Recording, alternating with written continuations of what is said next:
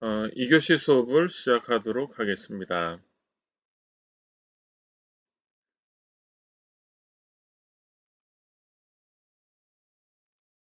자, 2교시 수업에서는 앞에서 했던 내용을 조금 더 보고 가겠습니다. 그래서 기술 창업하고 일반 창업의 차이에 대해서 이 표로 이렇게 정리가 되어 있는데요. 기술 창업을 한번 보면 기술 창업은 이 제조업과 지식 서비스업 이렇게 두 가지로 구분이 되고요. 그 다음에 일반 창업은 그냥 일반적으로 그 생계형 창업, 그 다음에 기타 서비스 건설업 이렇게 돼 있는데, 앞서 말씀드렸듯이 기술 창업과 일반 창업의 차이점은 개발 개념이 들어가서 비즈니스 모델을 검증을 하는 기간을 가지느냐, 아니면 그냥 그런 과정 없이 사업을 하느냐, 그 차이가 큽니다. 그래서 가설을 검증해서 그것을 어, 고객을 확인하고.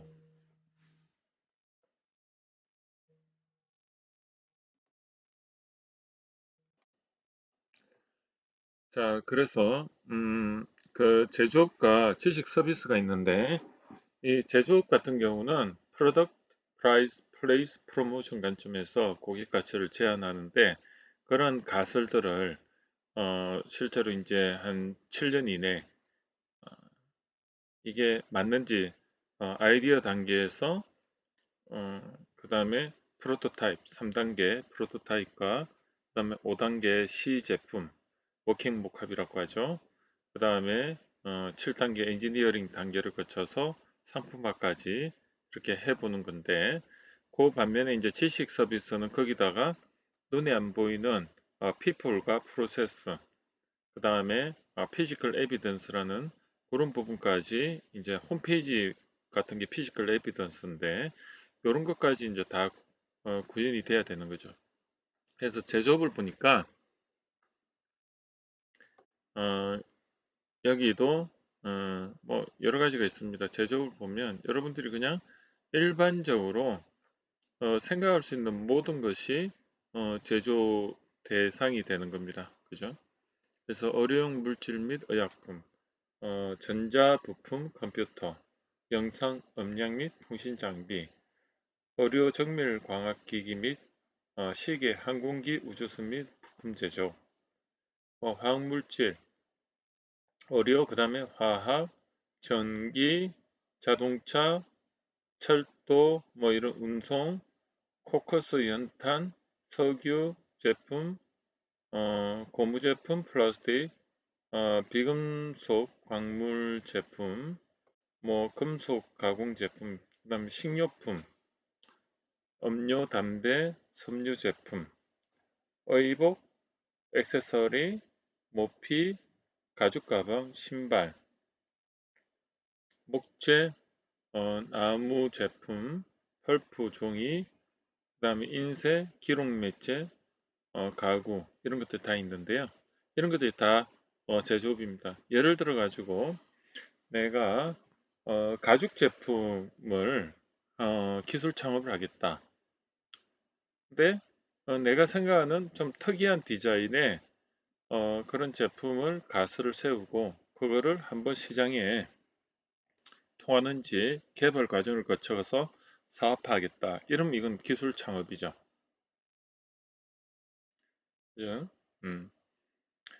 근데 단순히 그냥 그런 개발 안 하고 그런 것들을 제품을 구매해서 도매, 소매, 유통을 하겠다. 그러면은 이건 일반 창업이 되는 것입니다. 그 다음에 여기 지식 서비스인데, 지식 서비스는 출판, 영상, 정보통신, 정보 서비스 또는 전문과학 및 기술 서비스, 사업 지원 서비스, 교육 서비스, 그 다음에 보건업 및 사회복지 서비스, 그다음에 예술 스포츠 및 여가 서비스. 그래서 그 여가 서비스업하고 여기 도소매하고는 엄연히 차이가 있는 겁니다. 여가 서비스업은 일반 유통업에다가 기술적 가설이 들어가서 그것을 개발해서 실제로 고객한테 검증하는 그 개발 개념이 들어간 게 여가 서비스라고 보시면 됩니다. 그래서 여러분들이 저한테 물어봐요. 이거는 기술 창업이 됩니까? 안 됩니까? 이렇게 물어보면 저는 그렇게 판단합니다.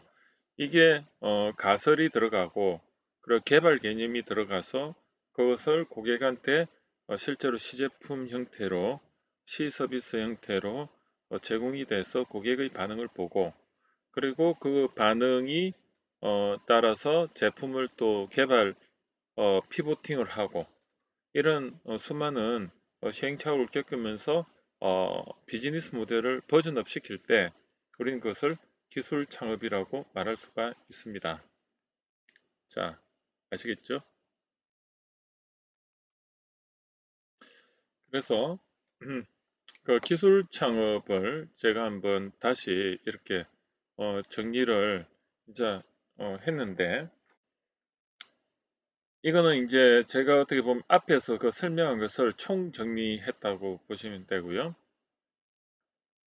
이제 요 장표는 앞으로 계속 사용이 될 거니까 요것이 어떻게 보면 우리 그 창업 창업론에서 레퍼런서 내비게이터 같은 하나의 장표라고 보시면 되는데 자 기술 창업을 정의를 해보면 기술은 포인 관점에서 그 시행착오를 겪은 경험적 지식이죠.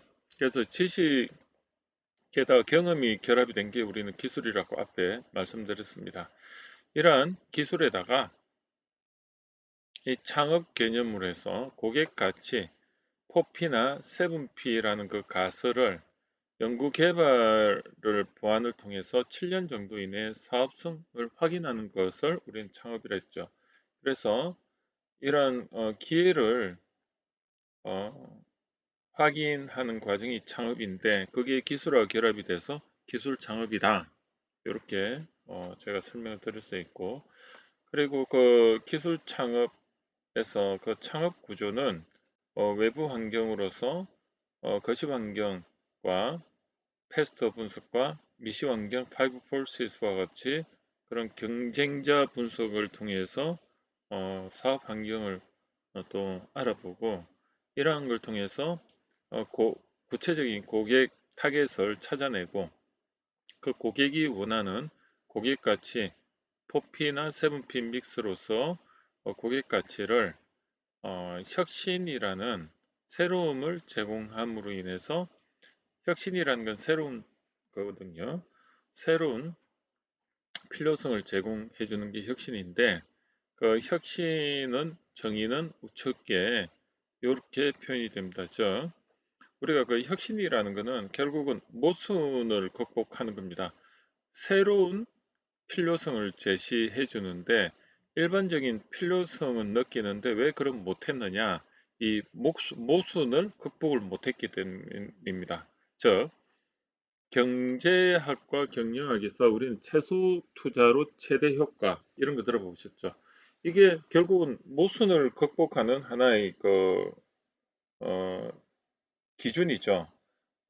최소 투자를 했는데 최대 효과를 낸다는 게 어떻게 보면 물리적이나 화학적으로나 모든 면에서 어떻게 보면 이건 모순적인 겁니다. 그죠? 예를 들어서 강성을 높인다면은 돈을 많이 투자를 해야 되니까 강성이 높아지는 거죠. 그러면 돈을 안 들이고 강성을 높여주는 게 혁신이죠. 자, 그래서 이 효율과 효과적인 측면에서 보면 대체적으로 보이지 않는 경계선이 나오는데 그게 우리는 2나 3의 영역입니다. 그래서 효율이 좋으면 효과가 낮고 효율을 근데 효율을 높이면 효과가 여기 코스트업과 효과 이렇게 돼 있는데 여기 보면 예를 들어 가지고 코스트를 다운시킨다. 즉 비용을 적게 들이면 효과가 낮아지는 거죠. 퀄리티가 다운이 되고 비용을 많이 든다. 코스트업이 되면 효과는 좋아지죠. 그래서 그 트레이드 오프 관계라고 하는데 요 선이 2와 3의 요 보이지 않는 유리 천장입니다. 근데 요걸 넘어서는 코스턴이 다운되면서 퀄리티가 좋아지는 이 일이 요게 사실은 혁신 고객 가치인데 요 영역에 있는 고객 가치가 결국은 이제 4P나 7P 믹스로 표현이 되는 거죠. 그래서 이런 것들을 우리는 이제 창업을 할 때 나는 이 그 경영학적 관점에서 포행 관점에서 나의 내부 역량, 기술 기반의 어, 어떻게 보면 성공 창업 역량을 가지고 이러한 혁신 가치를 제한할 수 있는 가능성을 높이는 거죠. 그래서 이 기술 창업이라는 것은 외부 환경으로서의 고객을 발굴하고 그 내부 역량으로서 내가 가지고 있는 어, 이 기술 기반의 이런 자원을 가지고 그게 사람 기, 어, 맨 메소드 그 다음에 많이 마케팅 관점에서 이러한 역량을 발휘해서 이게 결국은 기업가 정신이죠. 그래서 가장 그 중간 접점에 있는 7P 믹서를 또는 4P 믹서를 고객 가치를 제한하는 게 이게 기술 창업이라고 보시면 되고요.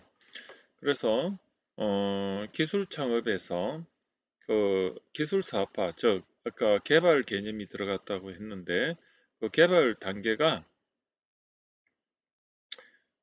TRL 기술 성숙도라는 그런 기준을 가지고 한번 설명을 드려보면 기술 성숙도는 나사에서 1960년에 그 컨셉이 생겼고요. 실제로 적용이 됐던 거는 1989년도부터 적용이 됐는데요.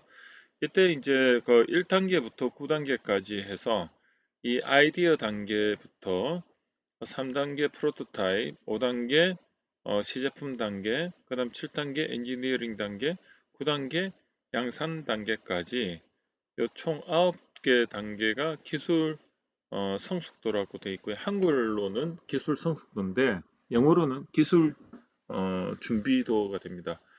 테크놀로지 레이디니스 레벨 이렇게 되고요. 그래서 저는 이제 여기다가 좀 더 확장을 해서 0단계와 10, 11, 12, 13단계 이렇게 해서 5단계를 더 앞뒤로 추가를 했습니다. 그래서 0단계를 어떻게 보면 아이디어가 도출하기 전에 벌써 이제 그 분야의 전문가가 되어 있어야 되거든요. 이걸 우리는 창직 단계라고 저는 정의를 했고 그래서 이 창직 단계를 통해서 먼저 그 분야의 전문가가 되어야 된다. 그리고 어, 고객을 이렇게 어디에 고객이 있다는 외부 환경 분석 역량이 있어야 된다.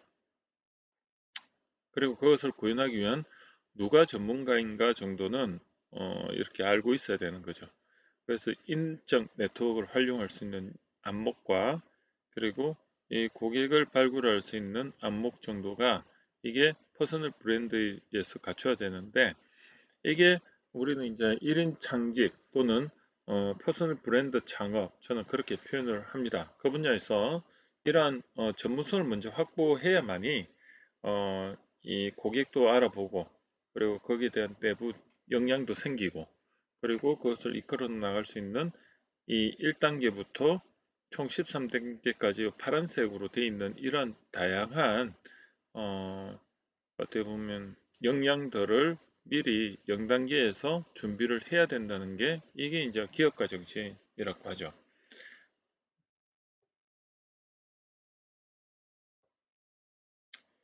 자, 그래서 이 기업가 정신이라는 거는 어, 여기 보면 이제 기술 해가지고 경험적 지식과 결합된 여기서 보면 이제 기술이라는 것은 지식 플러스 경험 그래서 지식이라는 것은 principle 그리고 경험은 experience 이렇게 제가 표현을 해봤고요. 그 다음에 이제 이 지식이라는 것은 정보 information 플러스 그 정보를 구조화시킨 거 structure. 그래서 이걸 우리는 지식 프린시플로 표현을 할 수 있고, 이 경험은 케이스 바이 케이스입니다. 그 다음에 또 다르게 표현을 하면 데이터 레벨에서는 이 데이터를 솔팅과 레이어링, 분류를 통해서 구조화시킨 거고, 그걸 우리는 지식이라고 하고, 그 다음에 이 경험이라는 거는 practice, 적용을 해본 거죠. 그래서 이런 기술은 인사이트 플러스 인투이션인데, 인사이트는 통찰력이고 인투이션은 직관인데, 이 기술이라는 건 결국은 지식 플러스 경험인데, 이것들이 이러한 0단계에서 전문성을 먼저 확보를 했을 때 향후 기술 사업화 단계에서 역량을 발휘하더라. 그래서 사업을 하기 전에 먼저 이 분야의 안목과 그런 핵심 자원을 기업가 정신을 먼저 갖추어야 된다. 이게 이제 우리 그 창업론의 그 목적이죠. 그래서 창업론은 여러분들이 앞으로 어떤 사업을 하든 간에 이러한 관점을 만들어 드리고 그런 관점을 가지고 했을 때 이 개발 개념의 기술 사업화에서 시행착오를 최소화시키는 그런 하나의 어, 프레임을 제공하는 겁니다. 자, 그러면 이제 이 장표를 계속 제가 중간중간에 한 번씩 또 보여드리면서 또 궁금한 점 있으면 그때 또 보완을 하도록 하겠습니다. 자, 기술 창업의 그 특징을 한 번 더 정리를 해보면 이거는 이제 책에 있는 내용인데 책이 이렇게 나와 있어요. 음, 여기 이제 이렇게 나와 있는데 요거를 제가 다시 한번 정리를 여기 있는 이런 걸 정리를 한 게 이제 요입니다. 그래서 여기서 보면 창업자의 특성은 기존의 관련 분야에 근무했던 경험을 갖고 있는 창업자가 대다수이다. 그리고 관련 분야의 경력을 갖고 있는 창업자가 창업한 기업이 그렇지 않은 기업보다 기술 수준이 높다는 연구 결과가 있고요. 그리고 이 창업 동기가 25%가 개발 욕구에 의한 것이다. 예, 뭘 한번 개발해보고 싶은 욕구 때문에 창업을 한 사람들이 25%고, 그 창업자의 역할은 기술 창업 CEO는 기업의 기술 개발, 마케팅, 자금 생산 등 기업 경영에 대한 전반적인 책임을 갖고 하는 경우가 대부분이다. 창업자는 이제 사람, 기술, 자본, 마케팅 관점에서 전반적으로 다 관여하게 됩니다. 그리고 창업 초기의 제품 개발 중심의 전략이 성숙기로 갈수록 원가 절감 및 경영 효율을 높이는 형태로 전략이 변화한다.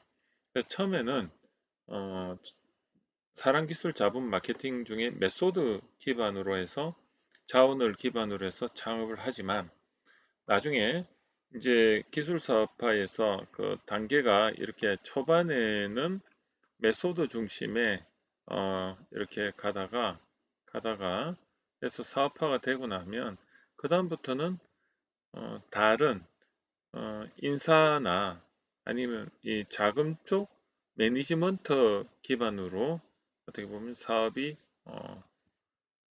형태가 어, 바뀌고 그리고 기업 운영 전략이 변화하더라.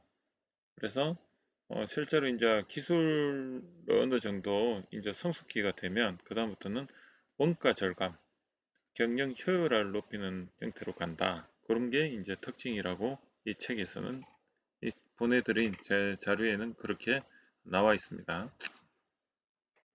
자, 여러분 그러면 이제 여러분들이 어, 창업 보육 전문 매니저 시험을 실제로 준비한다고 했을 때 이 시험 문제, 예상되는 시험 문제를 실제로 제가 이거를 여러분들한테 보면서 공부했던 걸 가지고 풀 수 있는지 그런 것도 한번 체크를 해보고 또 여러분들이 지금 배운 거에 대해서 실제로 한번 감을 잡도록 문제를 제가 중간중간에 이렇게 넣었습니다. 그럼 한번 보겠습니다.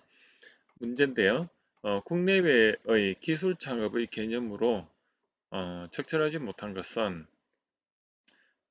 1번 벤처 및 기술 집약형 제조업을 포함하는 광의의 개념으로서 예비 창업자가 체득한 기술, 경험, 노하우 등의 지식을 모태로 사업을 착수하는 창업행위. 자, 맞죠? 그러니까 이 기술 창업의 특징은 자신의 그 경험적 기술을 자원화해서 시작한다. 그거죠. 그다음 위험이 크나 성공할 경우 높은 기대 수익이 예상되는 신기술 또는 아이디어를 독립 기반 위에 영위하는 신생기업의 창업을 말한다. 예, 맞습니다. 아이디어 가설을 이제 검증을 하려고 하는 거죠. R&D의 집중도가 높은 기업 또는 기술 혁신이나 기술적 우월성이 성공의 주요 원인인 기업의 창업을 말한다. 이것도 맞죠. 중소기업으로서 R&D 투자 비율이 매출액의 3% 이상인 기업, 창업 후 3년 미만의 기업이 해당된다. 기술 기반의 개발 개념이 들어가기 때문에 R&D 투자 비율이 반드시 들어갑니다. 그래서 이게 보통 매출의 3% 이상 정도 되었을 때 그것을 우리는 기술 창업 기업이라고 인정을 해주거든요. 그래서 요건 좀 외울 필요가 있어요. 매출의 한 3% 이상이다. 그러면 이게 어떻게 증명이 되느냐? 여러분들이 실제로 이제 창업을 했을 때 어, 뭐 비용으로 구입하는 재료비 같은 것도 있지 않습니까? 근데 그게 재료비로만 이렇게 구입이 되면 이 R&D로 인정을 못 받습니다. 어떻게 받느냐 하면 어, 창업 기업에 부설 연구소를 설립을 하고 그 부설 연구소 소속으로 직원들을 배치를 한 후에 그래서 월급을 주게 되면 이게 직원 월급이 비용 처리가 되지 않고요. 연구개발비로 회계상에 잡힙니다. 그랬을 때 그 인건비가 전부 다 연구 투자로 잡히기 때문에 실제로 3% 비율을 맞출 수가 있는 거죠. 이런 것들을 좀 알고 있어야 된다는 겁니다. 그 다음에 창업 후 7년 미만 이거는 이제 기술 창업 같은 경우에 일반 창업과 달리 개발 개념이 들어가기 때문에 여러분들이 그 고객 가치 즉 포피나 세븐피 믹서를 실제로 실현 가능하도록 하는 시행착오의 과정이 7년 정도 걸리더라. 그래서 7년 정도 된 미만의 기업을 우리는 창업 기업이라고 하고 특히 이제 개발 개념이 들어가면 기술 창업 기업이다 이렇게 이야기하는 거죠. 특정 분야에 있어서 일반적인 기술을 활용해 창업하는 기업을 말한다. 이 일반적인 기술이라는 것은 개발 개념이 아니죠. 그래서 여기서 적절하지 못한 것은 5분이 되겠습니다. 또 한번 볼까요? 다음 중 기술 창업의 특성과 관련하여 잘못된 설명은 1. 기술 창업자는 창업 전 업무 경험에서 쌓은 기술을 바탕으로 창업을 하는 경향이 있다. 맞죠? 자신의 그 경험적 기술을 자원화하는 게 기술 창업의 특징이다. 그 다음에 두 번째, 2번 기술 창업은 일반 창업과 달리 기술을 기반으로 하므로 낮은 리스크를 통하여 높은 투자 수익을 기대할 수 있다. 아니죠. 이 개발 개념이 들어가다 보니까 실패 확률이 높습니다. 그래서 높은 리스크에 높은 수익입니다. 하이 리스크, 하이 리턴입니다. 그 다음에 이제 3번 기술 창업은 창업자의 개발 욕구가 동기가 되는 경우가 적지 않다. 아까 책에 보면 25%인가요? 25%가 여기 개발 욕구 때문에 창업을 한다고 되어 있고요. 그 다음에 창업자의 특성과 창업 동기 간의 음, 유의한 통계치가 나타난다.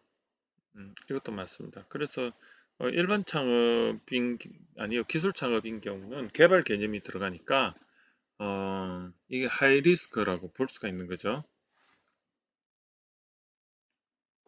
그래서 기술 창업의 특징에서 기술이 더 이상 사용되지 않거나 기존 기술이 새로운 기술로 대체될 때까지를 우리는 이제 기술 수명 주기라고 합니다. 기술 수명 주기는 다른 게 아니고 기술이 더 이상 사용되지 않는다는 말은 어, 다른 기술에 의해서 대체될 가능성이 높습니다. 그래서 기술 수명 주기는 다른 기술에 의해서 대체되는 그 시점까지 이렇게 보시면 되고요. 이제 이런 기술 수명 주기를 알게 되면 제품 생산에 대한 타이밍을 결정을 할 수가 있고요. 두 번째는 이 기업 가치 창업 비즈 가치 평가에서 말씀을 한번 들었는데 이게 어, 제품의 그 매출과도 한번 연계해서 그 제품 수명 주기를 예측해 볼 수가 있습니다. 그러면은 그 제품이 팔리는 기간을 예측해 볼 수가 있고요. 그러면 그 매출 기간에 따른 어, 어떻게 보면 가치가 나오는 거죠. 그래서 이 기술 수명 주기가 그런 데서 의미가 있고요. 그래서 기술 수명 주기 단계를 크게 네 가지로 이렇게 어떤 논문에서 이렇게 구분을 봤는데 이게 법령화된 건 아니지만 이 책에서는 그렇게 이야기를 하고 있으므로 이것을 한번 보고 제가 설명을 드려보겠습니다. 여기 보면 여러분들한테 사전 배포한 기술 수명 주기가 이렇게 나와 있죠. 그래서 이 기술 수명 주기를 제가 한번 보고 이야기를 해보면 기술 수명 주기는 처음에 그냥 당연히 기술이 이제 나타나는 초기 단계가 있죠. 그 다음에 기술이 어, 발전하는 단계가 있고,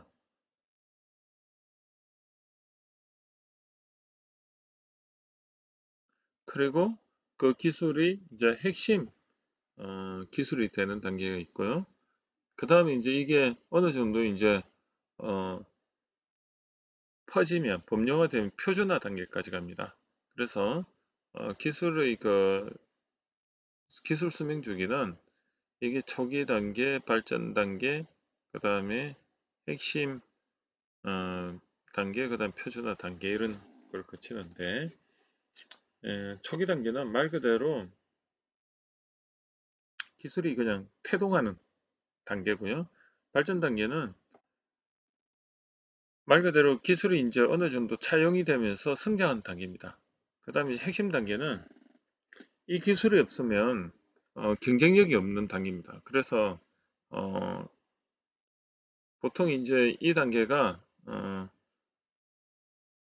보통 성장기에서 성숙기 그 단계에 많이 기술이 이제 포지셔닝이 되고 그 다음에 이제 표준화 단계는 이제 아예 이게 법령화되다 보니까 이제 성숙화됐죠. 그래서 이 기술이 그냥 누구나 다 쓰고 있고 그러다 보니까 이제 어, 이게 이제 노화 단계에 접어든 겁니다. 그래서 표준화 단계가 제일 마지막이더라. 그런 그것을 조금 알 필요가 있고요.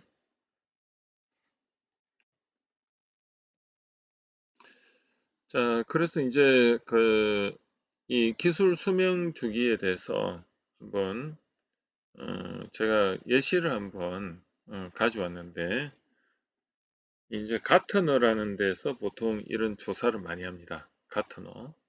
그래서 가트너에서 하이프 사이클이라고 하는데 이거를 하이프 사이클. 예.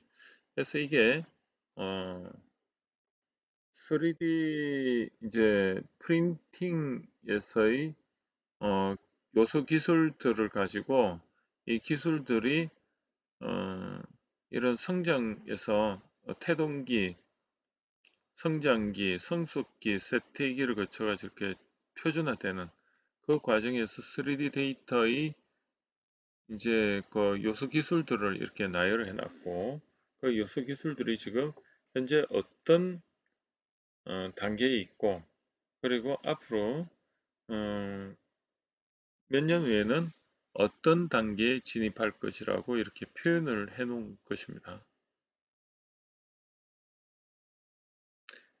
자, 이게 한 5년 전에 이렇게 만들어 놓은 자료인데요. 자, 요것을 이렇게 보면